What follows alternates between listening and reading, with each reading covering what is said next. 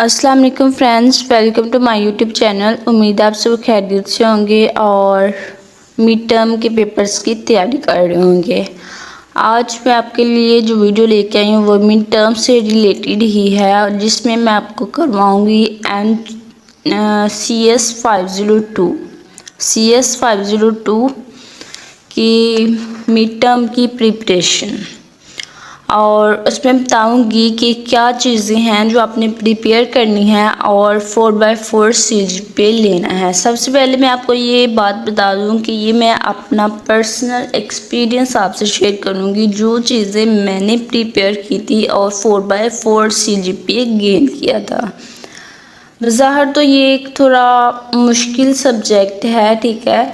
जब आप इसको देखेंगे आपको लगेगा ये बहुत मुश्किल है, ठीक है, बट ये इतना मुश्किल नहीं है। जब इसको गो थ्रू करेंगे आप, जब आप हैंड आउट इसके देखेंगे तो आप अंडरस्टैंड करेंगे कि ये इतना मुश्किल जो है वो सब्जेक्ट नहीं है। और सब्जेक्ट को आसान कैसे बनाना है ये मैं आज आपको इस वीडियो में बताऊंगी, और क्या चीज़ें जो हैं वो आपने क्वेश्चंस के लिहाज से प्रिपेयर करनी है, कौन सी चीज़ें आपने MCQs के लिहाज से प्रिपेयर करनी है, कौन से लॉन्ग क्वेश्चन जो हैं वो पेपर में रिपीट होते हैं, ज़्यादा पूछे जाती हैं, ठीक है। ये तमाम क्वेश्चंस के आंसर मैं आपको इस वीडियो में दूंगी। तो सबसे पहले वो व्यूवर्स जो चैनल पे न्यू हैं, काइंडली वो चैनल को सब्सक्राइब कर दें ताकि आप चैनल के साथ अटैच हो जाए और मज़ीद इंफॉर्मेशनल वीडियो आपको मिलती रहें। हम स्टार्ट करते हैं लेक्चर नंबर 1 से। फर्स्ट ऑफ ऑल मैं आपको बता दूं कि मिड टर्म CS502 की मिड टर्म का सिलेबस आपका कितना है, ठीक है। मिड टर्म का सिलेबस आपका टोटल इसमें लेक्चर्स कितने हैं, चैप्टर लेक्चर तो 45 है, लेकिन चैप्टर जो है हैंड ओवर्स में वो है 9। इसलिए बहुत से स्टूडेंट कंफ्यूज हो जाते हैं कि लेक्चर 45 है टोटल और चैप्टर्स जो हैं वो हैंड ओवर्स में टोटल 9 है। तो बिल्कुल भी आपने कंफ्यूज नहीं होना।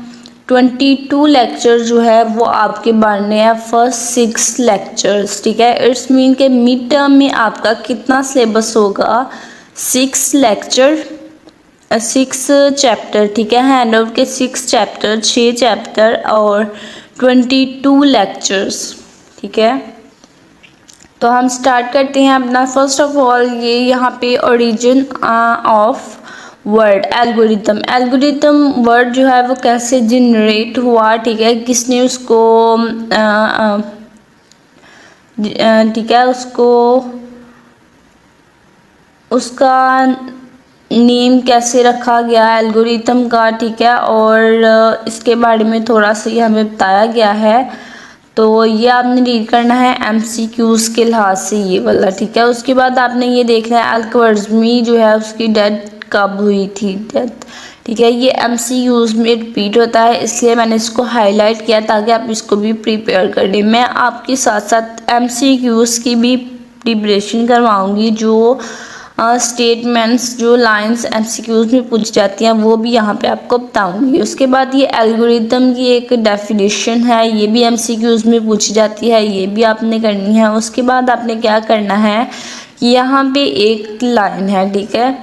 ये लाइन जो है यहाँ से 2 MCQs मारना है। एक ये कि algorithm is a mathematical entity, ठीक है, ट्रू है या फॉल्स है, ये पूछा जा सकता है। या फिर ये पूछा जा सकता है, ठीक है, इंडिपेंडेंट है या डिपेंडेंट। तो यहाँ पे 2 MCQs इस लाइन से बांधने हैं, ये लाइन भी आप लोगों ने करनी है।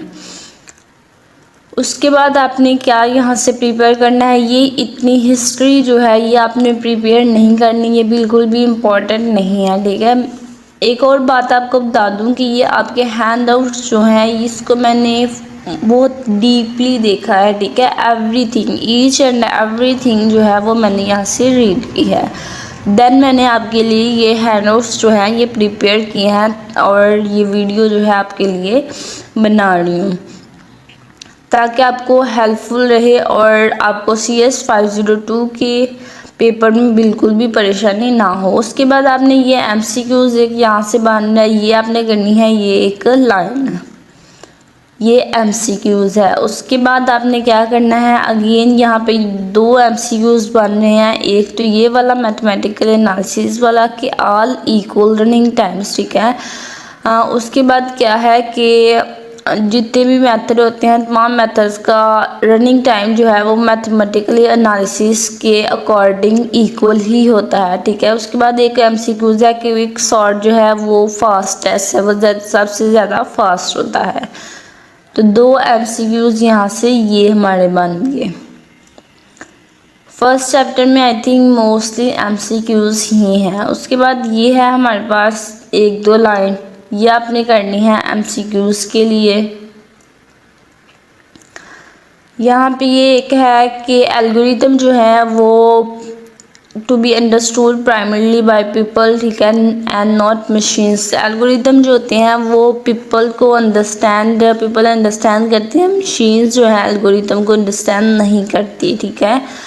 तो ये लाइन आपने करनी है MCQs के लिए। उसके बाद यहाँ पे ये क्वेश्चन भी पूछा जा सकता है और इसमें से MCQs भी पूछे जा सकते हैं। ये है क्या, बेसिकली ये जो मेमोरी हमारे पास होती है रैम, ठीक है। रैम के बारे में, मेमोरी के बारे में थोड़ी सी इंफॉर्मेशन है और उम्मीद है कि आपको इस इंफॉर्मेशन का पहले भी पता होगा, फिर भी एक दफ़ा आप इसको रीड कर लीजिएगा, MCQs के लिहाज से भी और क्वेश्चन के लिहाज से भी। नेक्स्ट हमारे पास जो फर्स्ट लेक्चर का फर्स्ट क्वेश्चन जो हमारे पास बन रहा है वो क्वेश्चन आ गया। यहाँ से आपको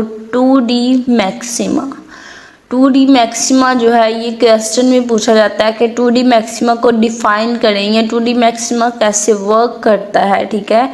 तो इसका आंसर आपने क्या देना है, आपने एक लाइन ये करनी है, फर्स्ट पॉइंट, सेकंड और थर्ड। जस्ट आपने ये 3 पॉइंट इसके याद कर लेने हैं और जब आपसे पूछा जाएगा 2D मैक्सिमा का तो जस्ट आपने ये 3 लाइनें लिख देनी है, ठीक है। एक ये 4 जो है उसी जो 3 हमने ऊपर पढ़ी हैं उन्हीं 3 को शॉर्टली 4 में डिस्क्राइब किया गया है, वही वाली सेम वही चीज़ है यहाँ 4 में। तो फर्स्ट 3 भी आप कर लेंगे तो नो इशू। नेक्स्ट है ब्रूट फोर्स एल्गोरिथम। ये भी क्वेश्चन में पूछा जाता है और इसके भी ये कुछ है, एक पॉइंट है, इसकी एक लाइन है, ठीक है। ये आपने करनी है, थोड़ा सा डिफरेंस है बस ब्रूट फोर्स में उसकी निस्बत जो हमने पहले पढ़ा 2D मैक्सिमा। उसके बाद आपने ये ब्रूट फोर्स का एल्गोरिदम जो है इसको 1-2 दफ़ा आपने देख लेना है ताकि अगर आपसे पूछा जाए पेपर में तो आप लिख सकें, आप बता सकें, थोड़ा सा आपको आइडिया हो कि ये क्या है। और जब इसको आप, इतना मुश्किल नहीं है, बिल्कुल सिंपल सा एल्गोरिदम है ये और इसको आपने ज़रूर तमाम स्टूडेंट्स ने सीखना है, 1-2 दफ़ा देखना है। उसके बाद ये नेक्स्ट लाइन जो है ये हमारे पास बहुत इम्पॉर्टेंट MCQs है, बार बार रिपीट होता है। आप देखेंगे कि ये आपके जो क्विज़ेस होंगे उनमें भी ये MCQs आपसे पूछे जाएंगे जो मैं आपको यहाँ पे बता रही हूँ। सो आपने क्विज़ के लिहाज से भी प्रिपरेशन करनी हो तो उसके लिए भी ये नोट्स जो हैं ये बहुत इम्पॉर्टेंट है। उसके बाद यहाँ पे एक और MCQs ये बन रहा है, ठीक है। फर्स्ट लाइन में ये MCQs आपने करना है। उसके बाद यहाँ पे 2-4 लाइनें बननी हैं रनिंग टाइम के हवाले से, तो ये भी आपने देख लेनी है MCQs के लिहाज से। उसके बाद हमारे पास यहाँ पे एक शॉर्ट क्वेश्चन बन रहा है। शॉर्ट क्वेश्चन क्या बन रहा है, हमसे पूछा जा सकता है कि रनिंग टाइम जो है उसको कितने वे से, कितने क्राइटेरिया है उसको मेजर करने के, ठीक है। तो आप बता सकते हैं कि उसको मेजर करने के 2 क्राइटेरिया हैं, worst time case and average case time, ठीक है। तो फिर ये भी पूछा जा सकता है आपको क्वेश्चन के वर्स्ट टाइम केस जो है उसका फार्मूला लिखें, ठीक है। या फिर ये भी पूछा जा सकता है कि उसकी डेफिनेशन लिखें और फार्मूला दोनों लिखें, या फिर वर्स्ट केस टाइम और एवरेज केस टाइम दोनों का डिफरेंस लिखें, दोनों को डिफाइन करें, ठीक है। तो इस तरह से ये इसके 3-4 क्वेश्चन बन सकते हैं, इसलिए आपने वर्स्ट केस टाइम और एवरेज केस टाइम और इनका फार्मूला जो है दोनों चीज़ें करनी है।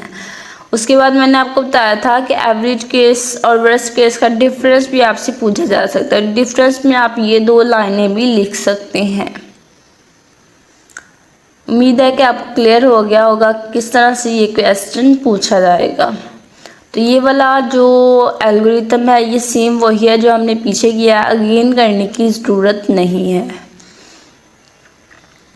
उसके बाद अगेन हमारे पास 2 यहाँ पे MCQs बनने हैं, एक ये फर्स्ट लाइन, ठीक है, और ये सेकंड लाइन। दोनों आपके पास MCQs बन रहे हैं और इम्पोर्टेंट MCQs हैं। उसके बाद ये जो है ये समीशन वाले फार्मूलाज, ठीक है, ये आपने करने हैं।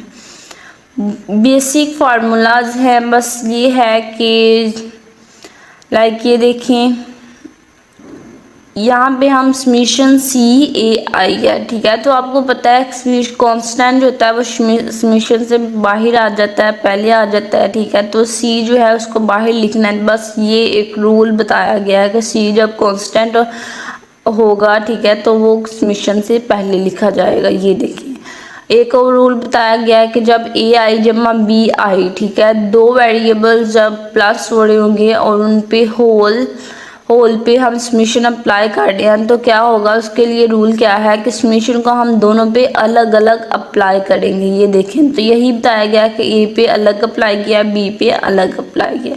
तो यहाँ पे ये 2-3 रूल्स हैं, ठीक है, इन रूल्स को आपने याद रखना है। उसके बाद ये arithmetic series, quadratic series, geometric series, ठीक है, इनको MCQs में भी पूछा जाता है आपसे कि अरिथमेटिक सीरीज का, ठीक है, बताएं रनिंग टाइम, ठीक है, क्वाड्रेटिक सीरीज का रनिंग टाइम बताएं, या फिर शॉर्ट क्वेश्चन भी पूछा जाता है। शॉर्ट क्वेश्चन किस तरह से पूछा जाता है कि आप क्वाड्रेटिक सीरीज का फार्मूला लिखें, तो आपने ये सारा लिखना होता है। यहाँ पे ज्योमेट्रिक सीरीज, ज्योमेट्री का वैसे कम ही पूछा जाता है, ज़्यादा अरिथमेटिक या फिर क्वाड्रेटिक का पूछा जाता है, ठीक है। तो ये फार्मूले सिंपल से हैं, ये आपने करने हैं।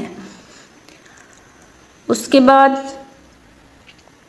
ये लाइन MCQs के लिए इम्पॉर्टेंट है, ये आपने करनी है। हार्मोनिक सीरीज, हार्मोनिक सीरीज का भी क्वेश्चन पूछा जाता है शॉर्ट, तो ये भी आपने करना है। और MCQs भी पूछा जाता है कि हार्मोनिक सीरीज का रनिंग टाइम क्या है। ओके, आई होप कि आपको क्लियर हो गया होगा। नेक्स्ट हम देखते हैं क्या है।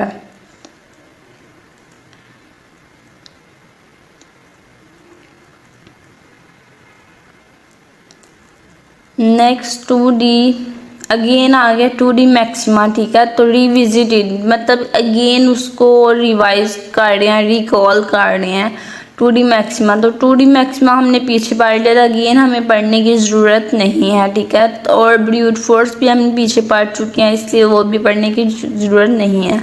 और इसमें इस टॉपिक में जो न्यू चीज़ आई है या जो इम्पोर्टेंट MCQs न्यू आया है वो मैं आपको बता देती हूँ।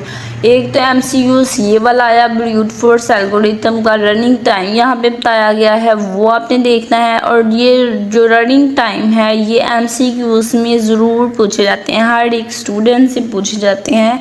और 2-3 MCQs इस रनिंग टाइम के ही होते हैं। और बाद टाइम क्वेश्चन भी पूछा जाता है कि रनिंग टाइम फ़लाँ चीज़ का रनिंग टाइम या फिर फ़लाँ एल्गोरिथम का रनिंग टाइम बताएं, ठीक है। इसलिए आपने रनिंग टाइम जो है उनको फिंगर टिप्स पे याद करना है कि कौन से एल्गोरिथम का कितना रनिंग टाइम है। उसके बाद यहाँ पे MCQs है एक कि डोमिनेंस रिलेशन इज ट्रांजिटिव होता है, और उसको थोड़ा सा एक्सप्लेन किया गया ट्रांजिटिव कैसे होता है, ये आपने देखना है MCQs के लिहाज से। उसके बाद आपके पास plane sweep algorithm, plane sweep algorithm है, ये शॉर्ट क्वेश्चन पूछा जा सकता है, ठीक है।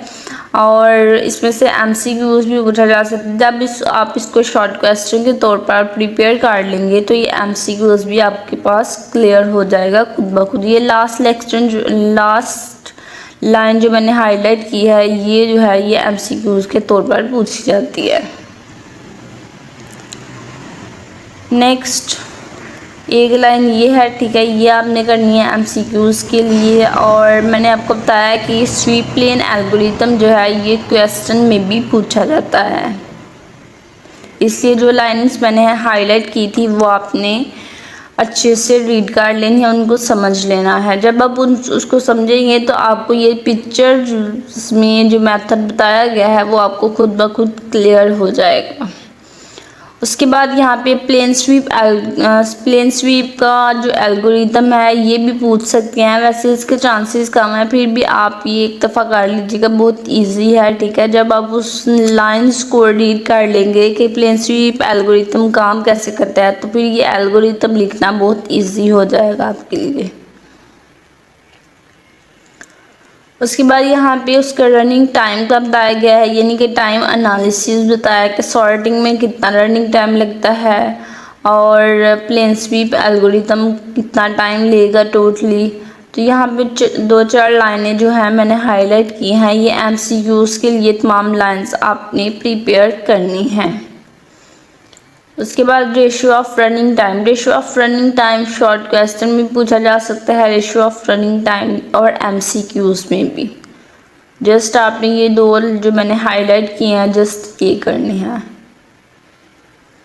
उसके बाद हमारे पास आ गया एसिम्प्टोटिक नोटेशन, चैप्टर नंबर 2, ठीक है। एसिम्प्टोटिक नोटेशन जो है ये इम्पोर्टेंट चैप्टर है और इसमें से बहुत से एमसीक्यूज़ आपसे पूछे जाते हैं एसिम्प्टोटिक नोटेशन के हवाले से। फर्स्ट ऑफ ऑल आपने देखना है कि एसिम्प्टोटिक नोटेशन जो है वो है क्या, ठीक है, और एसिम्प्टोटिक नोटेशन की डेफिनेशन क्या है। ये एसिम्प्टोटिक नोटेशन की डेफिनेशन है, ठीक है, ये डेफिनेशन आपने करनी है। आपसे पूछा जा सकता है कि एसिम्प्टोटिक नोटेशन क्या है या एसिम्प्टोटिक इक्विवेलेंट डिफाइन करें, ठीक है, और एमसीक्यूज़ में पूछा जा सकता है, इसलिए आपने ये मैंने जो हाईलाइट किया है ये उसकी डेफिनेशन है और ये आपने करनी है। उसके बाद ये 2 लाइनें मैंने यहाँ पे की हैं, ये भी उसकी डेफिनेशन में ही आ जाती हैं, ये लाइंस भी आपने करनी है। उसके बाद यहाँ पे कुछ एमसीक्यूज़ के लिए इम्पोर्टेंट एग्जांपल्स हैं, इन एग्जांपल से एमसीक्यूज़ आ जाता है, ठीक है। और आप देखेंगे कि आपको क्विज़ में भी इस एग्जांपल्स से एमसीक्यूज़ आया होगा और पेपर्स में भी आ सकता है, इसलिए ये जो 2-4 लाइनें यहाँ पे भी मैंने हाईलाइट की हैं ये आपने करनी है।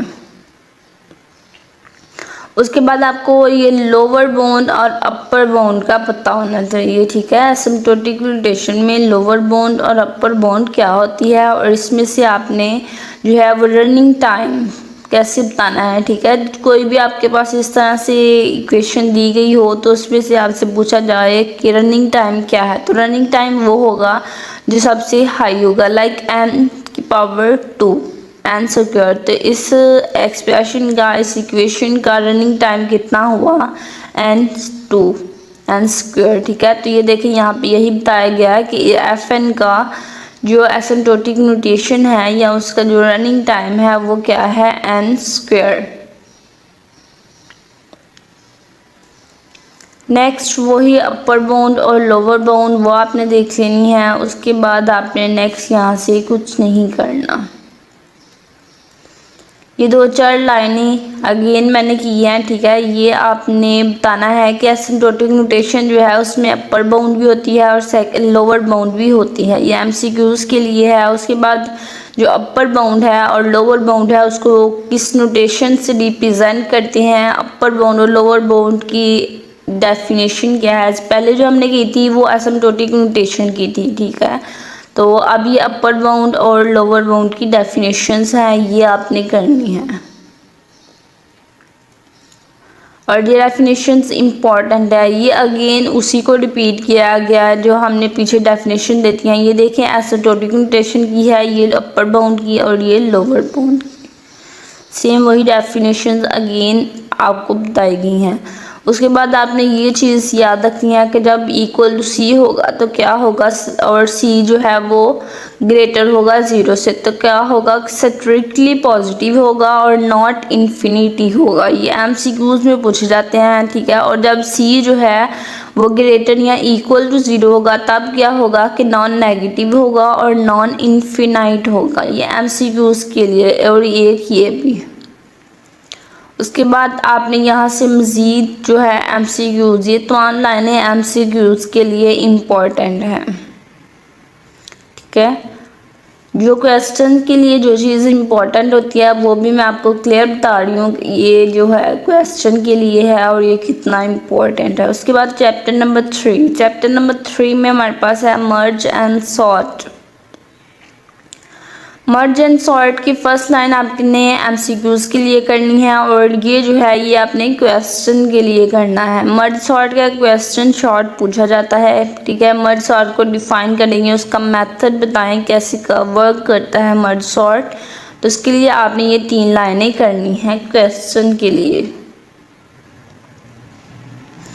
उसके बाद आपके पास मर्ज सॉर्ट का ये जो एल्गोरिथम है ये इम्पोर्टेंट है और मोस्ट इम्पोर्टेंट, ठीक है। और ये पूछा भी गया है पेपर में, पहले पूछा जा चुका है और इम्पोर्टेंट है, ये आपने देखना है। जब आप उन 3 लाइनों को रीड करेंगे तो आपको ये क्लियर हो जाएगा किस तरह से ये वर्क करता है। उसके बाद आपने यहाँ से इस पिक को देखना है और जब इस पिक को देखेंगे आप तो आपको क्लियर हो जाएगा किस तरह से मर्ज सॉर्ट काम करता है। पहले हमारे पास कोई होती है, ठीक है, ऐसे एक अरे थी, अरे को आपने पहले स्प्लिटिंग करनी है उसकी, देन उसको मर्ज करना है, ठीक है, इसलिए उसका नाम है मर्ज सॉर्ट।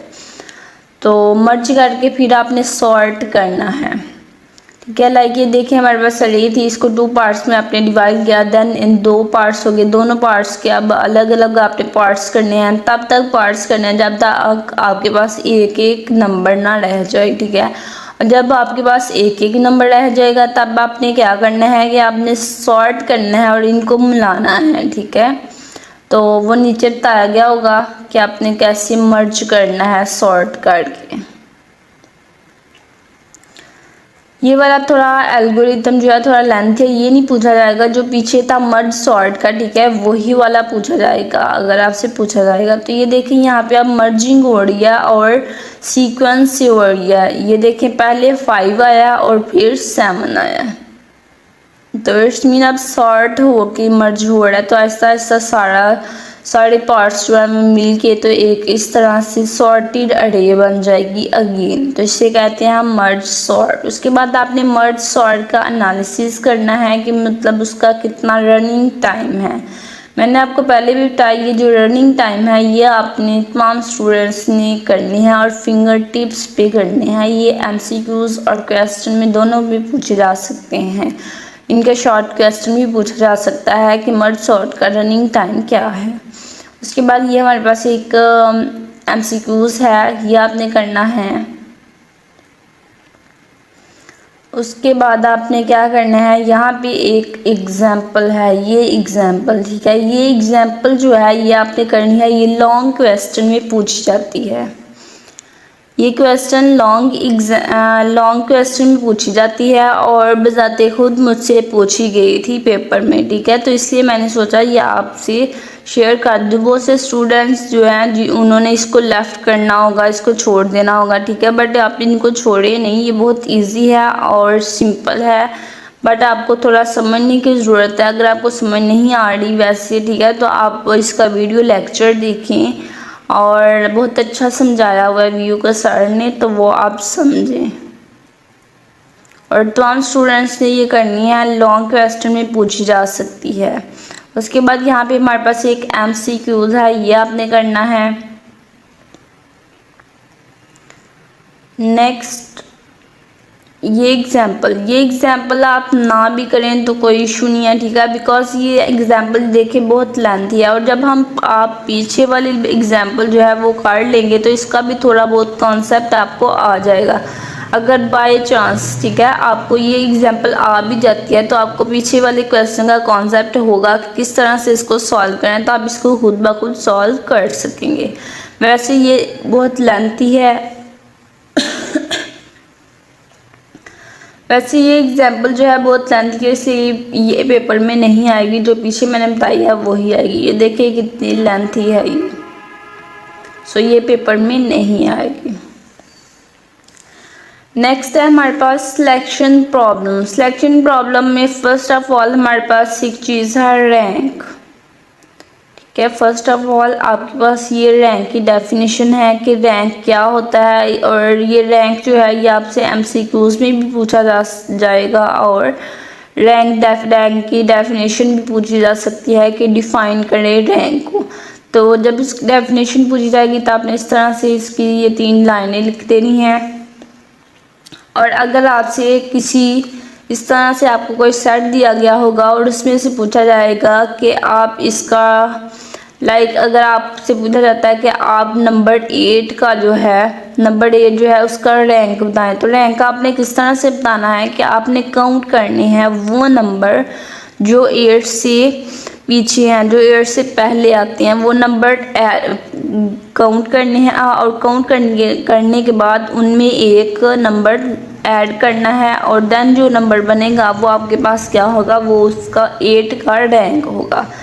कि देखें, हम देखते हैं 8 से पहले हमारे पास कितने लेटर्स हैं, डिजिट हैं, 1 2 3 और 4, ठीक है। और 4 मैंने कहा था जो 8 से पहले हैं उनको काउंट करना है, और वो हमारे पास आ गए 4, ठीक है। देन उनमें एक ऐड करना है, 4 में एक ऐड करेंगे तो 5, इट्स मीन के 8 का रैंक क्या है हमारे पास 5, ठीक है।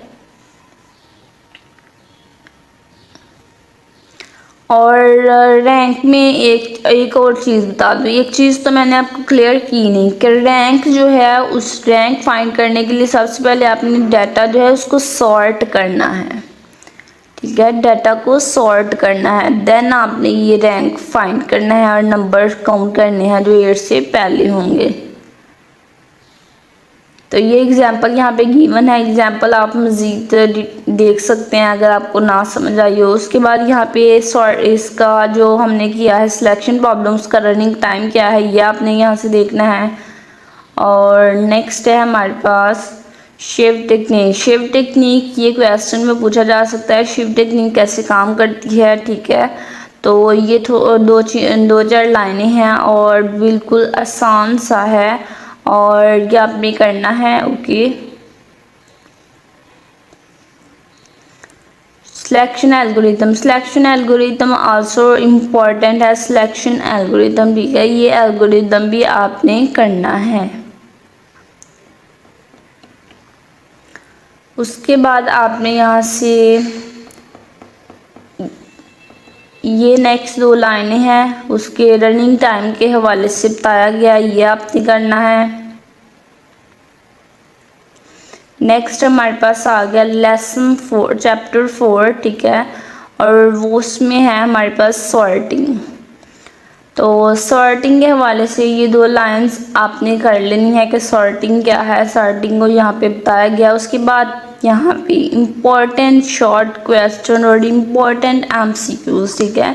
ये तमाम चीज़ें जो हैं, ठीक है, ये जो मैंने हाईलाइट किया ये इम्पॉर्टेंट शॉर्ट क्वेश्चन भी हैं और इम्पॉर्टेंट एमसीक्यूज भी हैं, और एवरी स्टूडेंट को इसमें से कुछ ना कुछ पेपर में ज़रूर पूछा जाएगा। वो कैसे, या तो इसमें से एमसीक्यूज पूछे जाएंगे, ये डेफिनेशन या फिर ये, ठीक है। और इनका बर्स्ट रनिंग टाइम, ठीक है, इन तीनों का रनिंग टाइम जो है वो एन स्क्वायर होता है, एसिम्प्टोटिक नोटेशन में बताया गया है कि एन स्क्वायर उसका इन तीनों का रनिंग टाइम होता है, इन तीनों का रनिंग टाइम होता है। और ये तीनों जो होते हैं ये स्लो सॉर्टिंग एल्गोरिदम होते हैं। ये भी आपसे पूछा जा सकता है कि एमसीक्यूज दिए गए और पूछा जाए कि ये स्लो एल्गोरिथम है, स्लो सॉर्टिंग एल्गोरिथम है या फास्ट सॉर्टिंग एल्गोरिथम है, ठीक है। एक ये एमसीक्यूज बन सकता है इसका, और एक ये क्वेश्चन इसका बन सकता है कि आप बबल सॉर्ट को डिफाइन करें, या फिर इंसर्शन सॉर्ट को या फिर सिलेक्शन सॉर्ट को डिफाइन करें। और उसके अलावा एक और क्वेश्चन बन सकता है कि आप बबल सॉर्ट और इंसर्शन सॉर्ट दोनों को डिफाइन करिए, इनका डिफरेंस बताएं, ठीक है। तो इसलिए आपने ये 4 लाइनें जो हैं ये आपने तमाम स्टूडेंट्स ने करनी है, किसी ने भी इनको लेफ़्ट नहीं करना। उसके बाद नेक्स्ट हमारे पास आ गया हीप जो है इसका आपने CS 301 जब आपने पढ़ी थी, ठीक है, उसमें भी आपने ये हीप्स पढ़ी थी। हीप जो है वो एक बाइनरी है और उसमें कुछ ऑर्डर होता है हिप का, और मिन मैक्स होती हैं, लेफ़्ट चाइल्ड होता है, राइट चाइल्ड होता है, पेरेंट होता है। ये तमाम चीज़ें वही हैं जो आपने CS 301 में रीड की थी। अगेन आप इसको एक दफ़ा रीड करेंगे तो आपको सारा जो है वो याद आ जाएगा जो आपने CS 301 में पढ़ा था, और आपका रिवाइज हो जाएगा। और बहुत ही इजी है ये, तो आपने ये एक दफ़ा देख लेना है। हिप का भी क्वेश्चन पूछा जाता है कि हिप जो है वो कैसे वर्क करते हैं, या हिप को डिफ़ाइन करें। उसके बाद आपने ये चीज़ याद रखनी है MCQs के लिए कि जो रूट होता है उसकी ऑलवेज पोजीशन जो है अरे में 1 होती है। रूट की पोजीशन अरे में 1 होती है। और लेफ़्ट चाइल्ड कहाँ पे होता है 2i पे, राइट चाइल्ड कहाँ पे होता है 2i+1 पे, और पेरेंट कहाँ होता है i/2 पे। MCQs के लिए ये लाइंस भी आपने प्रिपेयर करनी है। नेक्स्ट है हमारे पास हैप्पीफाई प्रोसीजर। हैप्पीफाई प्रोसीजर कैसे काम करता है ये आपने देखना है। अब इसका एल्गोरिदम जो है ये आपने करना है हैप्पीफाई एल्गोरिदम का। उसके बाद हैप्पीफाई में का कितना रनिंग टाइम है, ये 2 लाइंस यहाँ पे लिखी गई हैं, ये आपने करना है। बिल्ड हिप, बिल्ड हिप जो है उसको हम कैसे बिल्ड करते हैं उसका ये मेथड आपने एक दो दफ़ा रीड कर ले तो आपको क्लियर हो जाएगा कि आप हिप जो है वो कैसे बिल्ड करते हैं, और बिल्कुल इजी है। और बिल्ड हिप का ये जो एल्गोरिदम है ये इम्पोर्टेंट है, क्वेश्चन के लिए बहुत ही इम्पॉर्टेंट है, ये पूछा जाता है पेपर में और बहुत दफ़ा रिपीट भी हुआ है पास्ट पेपर्स में। तो ये तमाम स्टूडेंट्स ने करना है। ये देखें बिल्कुल छोटा सा है इसलिए इसके ज़्यादा चांसेस हैं पेपर में आने के, तो इसको आपने अच्छे से कर लेना है। उसके बाद बिल्ड हीप का जो एनालिसिस है उसका कितना रनिंग टाइम है वो यहाँ पे नीचे बताया गया है, ये आपने करना है। और ये भी सेम उसी तरह से बताया गया है नोड्स का, और ठीक है जो हिप के लेवल्स होते हैं उनके बारे में वो 2-4 लाइनें आपने करनी है। ये उसका रनिंग टाइम है ये आपने करना है। और यहाँ पे कुछ हाइट के बाइनरी जो होता है उसकी कितनी हाइट होती है, कैसे हाइट फाइंड करनी है, ठीक है उसमें कितनी नोड्स हैं वो कैसे फाइंड करना है किसी भी ट्री में, तो यहाँ पे ये चीज़ें बताई गई हैं। ये आपसे MCQs में पूछी जा सकती हैं, ये भी आपने करना है। उसके बाद हिप सॉर्ट का एनालिसिस है कि हिप सॉर्ट के लिए कितना रनिंग टाइम है, 2-4 लाइनें मैंने यहाँ पे भी हाईलाइट की हैं, ये आपने करनी है MCQs इसके लिए। और रनिंग टाइम जो है ये आपको शॉर्ट क्वेश्चन भी इसका पूछा जा सकता है कि हिप सॉर्ट का रनिंग टाइम बताएं। नेक्स्ट है हमारे पास क्विक सॉर्ट। क्विक सॉर्ट वही है जो हमने पीछे पढ़ा था फर्स्ट लेक्चर में, वेरी फर्स्ट लेक्चर में, कि हिप सॉर्ट जो है वो फास्टेस्ट होती है। ठीक है यहाँ पे देखिए अगेन बताया गया है, तो आपने याद रखना है जो हमने पहले 3 सॉर्ट पढ़े थे, bubble sort, insertion sort and selection sort, वो स्लो सॉर्टिंग एल्गोरिदम थे, और जो क्विक सॉर्ट है ये फास्टेस्ट सॉर्टिंग एल्गोरिदम है। तो ये भी आपसे MCQs में पूछा जा सकता है। यहाँ पे एक और बताया गया क्विक सॉर्ट जो है वो डिवाइड एंड कनकर स्ट्रेटजी जो है उस पर बेस्ड करता है, ये भी MCQs के लिए है। और quick sort algorithm, quick sort algorithm है ये आप देख लें एक दफ़ा, इजी ही है। उसके बाद है पार्टीशन एल्गोरिदम। ठीक है पार्टीशन का भी आप ये एल्गोरिदम जो है ये आपने करना है, जस्ट स्लाइटली डिफरेंट है जो हमने पहले किया है क्विक सॉर्ट का उससे। उसके बाद क्विक सॉर्ट की एग्जांपल है ये आपने नहीं करनी। क्विक सॉर्ट का रनिंग टाइम कितना है उसका एनालिसिस आपने करना है, और रनिंग टाइम इसका भी आपको फिंगर टिप पे आना चाहिए।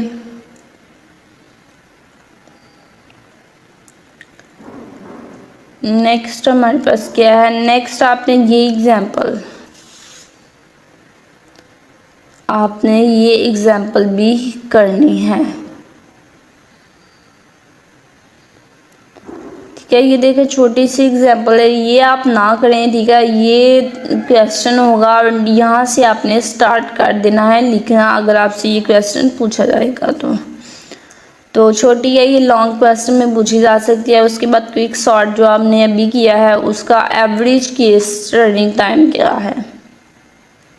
पहले जो हमने किया था वो वर्स्ट केस था और अब हमने एवरेज किया। ये नेक्स्ट एग्जांपल आपने नहीं करनी, ये बहुत लेंथी है और ये पेपर में हरगिज पूछी नहीं जाएगी। उसके बाद in place unstable, in place unstable जो है इसका कॉन्सेप्ट भी तमाम स्टूडेंट्स को क्लियर होना चाहिए, ठीक है। और इसमें से भी आपसे एवरी स्टूडेंट से MCQs पूछा जाएगा, ठीक है। और शॉर्ट क्वेश्चन भी पूछा जा सकता है। इन स्टेबल और इन प्लेस और स्टेबल सॉर्टिंग को डिफाइन करेंगे, इनका डिफरेंस बताएं, ठीक है।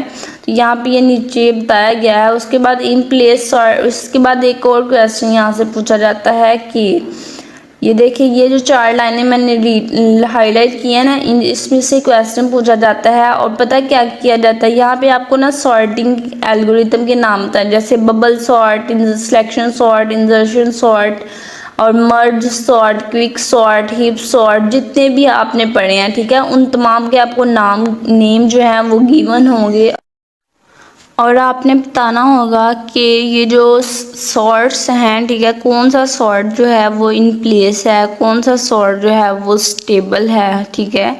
तो ये डिफरेंस आपने बताना होगा। इस तरह से आपके 5 मार्क्स का यहाँ से क्वेश्चन बन सकता है, ठीक है। आपको सॉर्ट के नाम गिवन होंगे और आपने बताना होगा कि कौन सा जो है वो इन प्लेस है और कौन सा जो है वो स्टेबल है।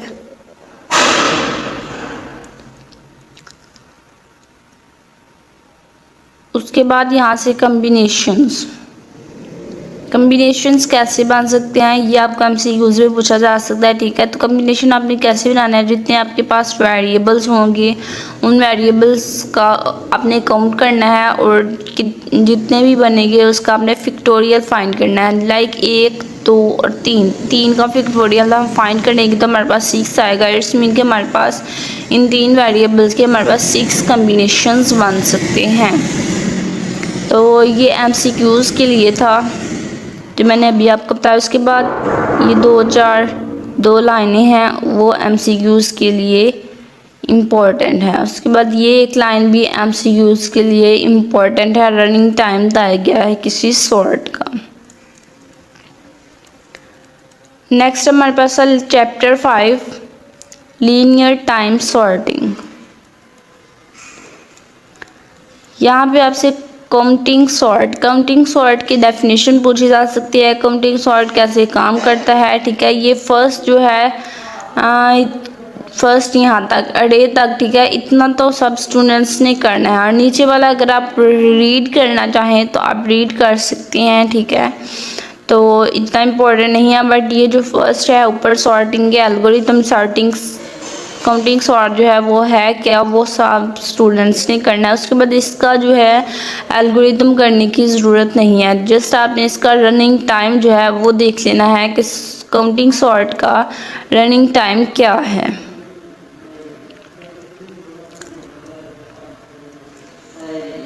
उसके बाद है नेक्स्ट हमारे पास क्या,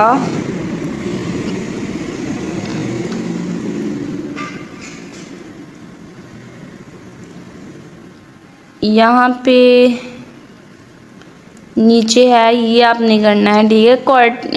काउंटिंग सॉर्ट जो है वो इन प्लेस होता है, यहाँ स्टेबल होता है, ये यहाँ पे बताया गया है। उसके बाद स्टेबिलिटी क्या है, स्टेबिलिटी कैसे अचीव की जाती है ये यहाँ पे बताया गया। ये 2 लाइंस आपने करनी है MCQs के लिए। और काउंटिंग सॉर्ट का ये वाला जो शॉर्ट एल्गोरिथम है ये आपने करना है। जो पहले बताया था वो आपने नहीं करना, वो लॉन्ग था, ठीक है। ये शॉर्ट जो काउंटिंग सॉर्ट है ये आपने करना है अगर आप करना चाहते हैं। तो वैसे ये इतना इम्पोर्टेंट काउंटिंग सॉर्ट का एल्गोरिथम नहीं है।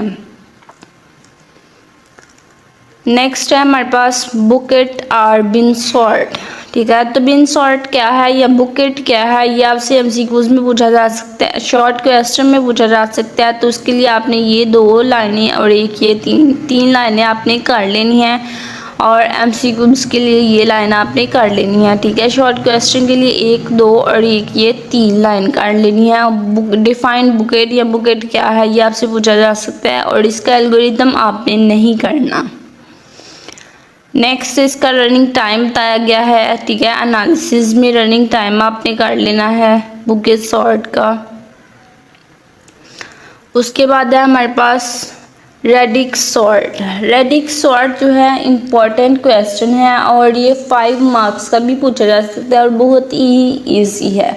जब आप इसको रीड करेंगे, ठीक है, इसका शॉर्ट क्वेश्चन भी पूछा जा सकता है और लॉन्ग क्वेश्चन भी पूछा जा सकता है। लॉन्ग क्वेश्चन में इस तरह से आपको गिवन होगा, ठीक है, और आपने उसको रेडिक्स सॉर्ट अप्लाई जो है मेथड जो है वो अप्लाई करना होगा। बजाते खुद ये क्वेश्चन मुझे 5 मार्क्स का आया था, इसलिए ये देखिए मैंने यहाँ पे इम्पोर्टेंट लिखा है। ये बहुत ही इजी है, नाइट इजी है, ठीक है। इसको आपने सॉर्ट करना है। सॉर्ट कैसे करना है मैं आपको थोड़ा सा बता देती हूँ। लाइक आपके पास ये इस तरह से आपको नंबर्स गिवन थे, ठीक है, तो आपको कहा गया है कि रेडिक्स सॉर्ट मेथड जो है वो यहाँ पे अप्लाई करें, इसको सॉर्ट करें रेडिक्स मेथड से।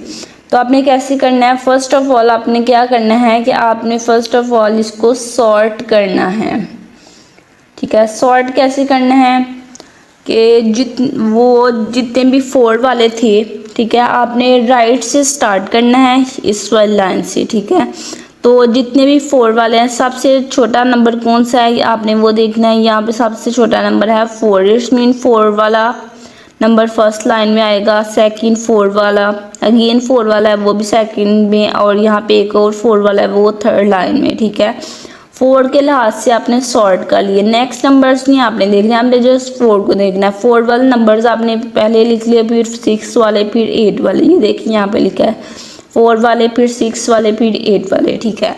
देन नेक्स्ट स्टेप में आपने क्या करना है, नेक्स्ट स्टेप में आपने ये जो सेकंड लाइन है इसके लिहाज से आपने सॉर्ट करना है, ठीक है। इसके लिहाज से जब आप सॉर्ट करेंगे तो ये देखें यहाँ पे सबसे छोटा नंबर कौन सा है 5, इट्स मीन कि ये 5 वाला जो है ये सबसे पहले आएगा फर्स्ट लाइन में।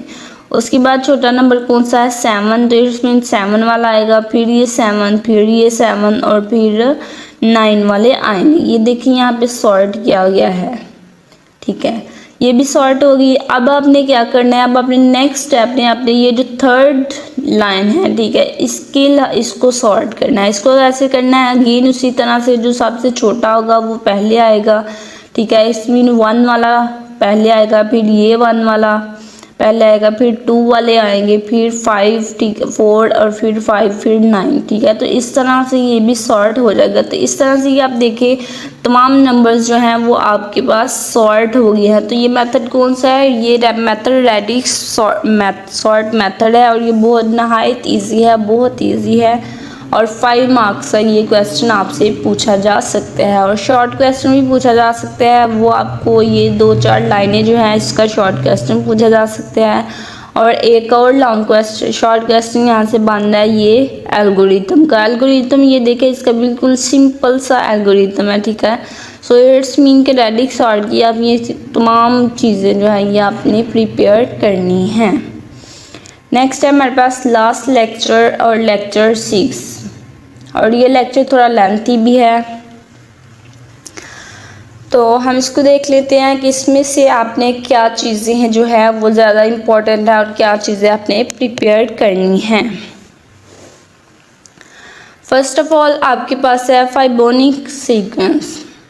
तो फाइबोनिक सीक्वेंस को किसने, ठीक है, पोस्ट किया था और वो इसका जो नेम है वो कैसे रखा गया, किसने रखा, वो कब पैदा हुआ, कब उसकी डेथ हुई, ठीक है। ये चीज़ें आपने MCQs के लिए याद रखनी है। उसके बाद ये एक लाइन है, ये आपने MCQs के लिए याद रखनी है। यहाँ से बस 2 लाइनें थी। उसके बाद ये सीक्वेंस है फाइबोनिक सीक्वेंस, ठीक है, तो ये आपने याद रखना है फाइबोनिक सीक्वेंस। ये भी आपसे कहा जा सकता है कि फाइबोनिक सीक्वेंस को FN की टर्म में डिफाइन करें, तो ये F की टर्म में फाइबोनिक सीक्वेंस की डेफिनेशन हो गया, ठीक है। तो ये आपसे शॉर्ट क्वेश्चन में पूछा जा सकता है।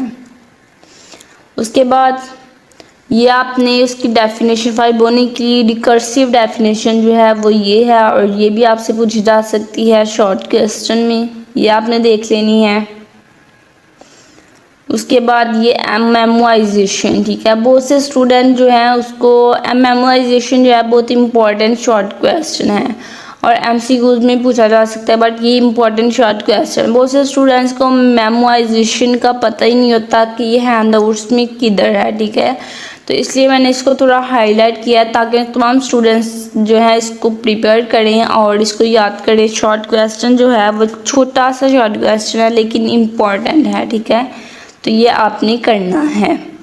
उसके बाद मेमोफिब, ये वाला भी आपने एल्गोरिथम करना है, बहुत ही सिंपल एल्गोरिथम है ये फिब एन के, और जो हमने पीछे किया है उससे थोड़ा सा बस इसमें डिफरेंस है।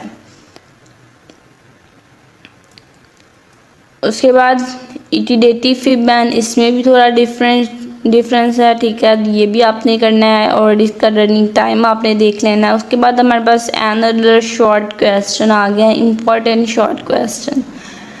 इंपॉर्टेंट शॉर्ट क्वेश्चन क्या है? डायनामिक प्रोग्रामिंग, ठीक है, डायनामिक प्रोग्रामिंग के स्टेप्स जो हैं उसको डिफाइन करें। तो ये 2 स्टेप हैं यहाँ पे, ये 2 स्टेप्स आपसे शॉर्ट क्वेश्चन में पूछे जा सकते हैं और ये इंपॉर्टेंट शॉर्ट क्वेश्चन है, ठीक है। तो ये दोनों जो हैं आपने ये याद करना है। उसके बाद ये जो अदर लाइंस, ये जो लाइन मैंने की है हाईलाइट, ये एमसीक्यूज के लिए है, ओके। तमाम स्टूडेंट्स ने ये क्वेश्चन करना है। उसके बाद है हमारे पास एडिड डिस्टेंस। एडिड डिस्टेंस जो है ये भी इम्पॉर्टेंट शॉर्ट क्वेश्चन है और ठीक है, इम्पॉर्टेंट शॉर्ट क्वेश्चन है। ये लाइंस आपने 2-4 हैं ये यहाँ से रीड करनी है। उसके बाद अनदर इम्पॉर्टेंट क्वेश्चन जो है ये है एडिड डिस्टेंस की एप्लीकेशंस। एडिड डिस्टेंस की एप्लीकेशंस के आपको नेम पता होना चाहिए। उसके बाद आप जो है स्पेलिंग करेक्शन और प्लेजरिज्म डिटेक्शन, ये 2 जो है इनको आप डिटेल में बस कीजिएगा। नेक्स्ट ये जो है इसको डिटेल में करने की ज़रूरत नहीं, इसका जस्ट आप नाम जो है वो देख लें क्या है। और नेक्स्ट जो है एक और है हमारे पास स्पीच रिकग्निशन, इसका भी जस्ट आपने नाम करना है, ठीक है। तो यहाँ से एक तो ये पूछा जा सकता है कि एडिड डिस्टेंस के एप्लीकेशंस के नेम बताएं, या फिर ये पूछा जा सकता है कि स्पेलिंग करेक्शन जो है उसको डिफाइन करें या स्पेलिंग करेक्शन कैसे काम करती है। तो ये स्पेलिंग करेक्शन जो है मोस्टली यही शॉर्ट क्वेश्चन में पूछा जाता है। तो इसको तमाम स्टूडेंट्स अच्छे से कर लें और बिल्कुल सिंपल सा है इसका आंसर। उसके बाद है हमारे पास edit distance algorithm. Edit distance algorithm कैसे काम करता है, एडिड सर्च ट्रांसक्रिप्ट क्या है, ये आपने सीखना है। उसके बाद है यहाँ पे ये 2-4 लाइनें मैंने की हैं, ये एमसीक्यूज़ के लिए हैं, डिलीशन, इंसर्शन एंड सब्स्टिट्यूशन, ठीक है, ये कैसे करते हैं, ये एमसीक्यूज़ के लिए इम्पॉर्टेंट है, ये लाइंस आपने करनी है। उसके बाद आप इस टेबल को अगर सीखना चाहें तो आप सीख सकते हैं, वैसे इसके चांसेस बहुत कम है पेपर में आने के, ठीक है। फिर भी अगर आप चाहते हैं कि आप ऑप्शनल के तौर पर सीख लें कि हो सकता है आ जाए, ठीक है, तो आप इसको एक दफ़ा देख सकते हैं, एक दफ़ा सीख लें एक दफ़ा, ठीक है। तो मज़ीद इस पे टाइम स्पेंड करने की ज़रूरत नहीं है, थोड़ा सा इसको टाइम दे लें और इसको एक दफ़ा देख लें कि क्या है इसमें, ताकि आपको क्लियर हो जाए। और अगर आपसे पेपर में बाय चांस पूछा ही जाए ये क्वेश्चन तो आप इसको लिख सकें। उसके बाद इसका भी एडिड डिस्टेंस का भी रनिंग टाइम जो है ये आपने करना है। एडिड डिस्टेंस का रनिंग टाइम जो है वो इनसिक्योर होता है, ये आपने करना है। उसके बाद चेन मैट्रिक्स मल्टीप्लाई में ये आपने यहाँ से रीड करना है, ठीक है। चेन मैट्रिक्स मल्टीप्लाई में ये हम कैसे फाइंड करते हैं आंसर, ये आपने सीखना है, यहाँ से आप करें, ठीक है।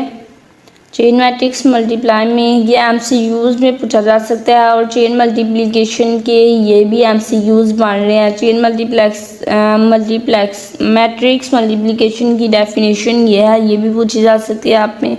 इट्स मीन यहाँ पे 2-4 लाइन है, MCQs और क्वेश्चन दोनों के लिहाज से आपने करनी है।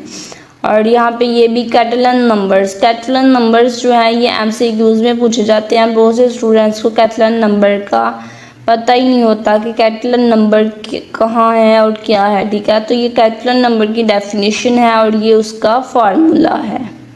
और ये फार्मूला जो है ये शॉर्ट क्वेश्चन में पूछा जा सकता है कि कैटलन नंबर्स का फार्मूला लिखें। नेक्स्ट है हमारे पास ये एक लाइन है, ये MCQs के लिए है।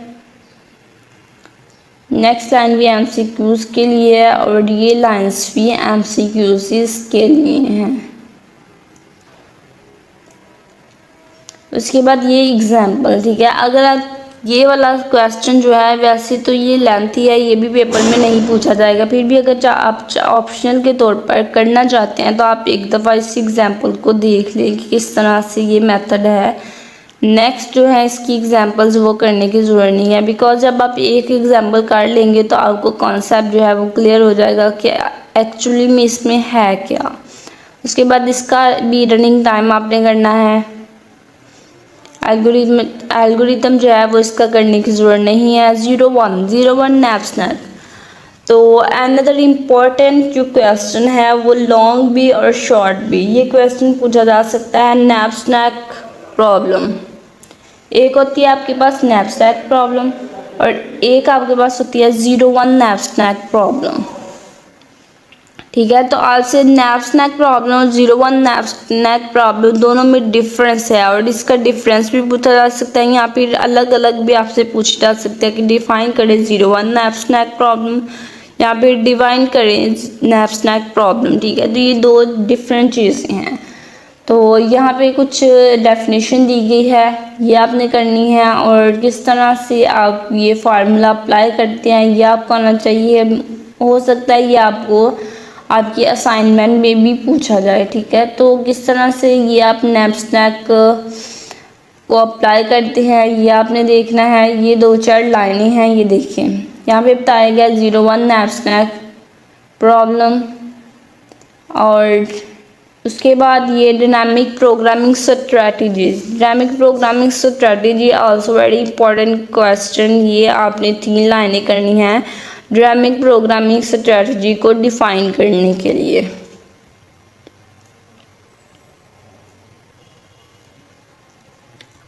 अब ये देखें यहाँ पे है, ये लाइन आपने MCQs के लिए करनी है और यहाँ पे leave object and take object. Leave object and take object आपको शॉर्ट क्वेश्चन में भी पूछा जा सकता है और MCQs में भी पूछा जा सकता है। सो आपने ये लाइंस भी कर लेनी है। उसके बाद ये नेक्स्ट एग्जांपल जो है ये आपको करने की ज़रूरत नहीं है, इसका एल्गोरिथम भी आपने नहीं करना, इसका आपने रनिंग टाइम ये करना है, ठीक है। उसके बाद आपने ये 2 लाइनें हैं ये MCQs के लिए करनी है। नेक्स्ट ये एल्गोरिथम भी नहीं करना और जस्ट यहीं तक था हमारा मिड टर्म का सिलेबस, जो कि 6 चैप्टर हैं। हैंडआउट्स में 6 चैप्टर्स हैं और वैसे जो हैं वो 22 लेक्चर्स हैं। उम्मीद है कि आपको क्लियर हो गया होगा कि आपने इसकी किस तरह से प्रिपरेशन करनी है और आपके लिए ये वीडियो जो है ये हेल्पफुल रही होगी और आपका पेपर जो है वो अब बहुत अच्छा होगा। तो ये तमाम चीज़ें जो मैंने आपको बताई हैं इसको अच्छे से कीजिएगा और जो क्वेश्चन के लिहाज से बताए हैं उनको क्वेश्चन के लिहाज से आपने प्रिपेयर करना है। जो MCQs के लिहाज से बताए हैं उनको MCQs के लिहाज से प्रिपेयर करना है। मज़ीद चैनल को सब्सक्राइब करें और चैनल के साथ अटैच हो जाएं ताकि आपको मज़ीद वीडियोस जो हैं और मज़ीद इंफॉर्मेशनल वीडियोस मिलती रहें।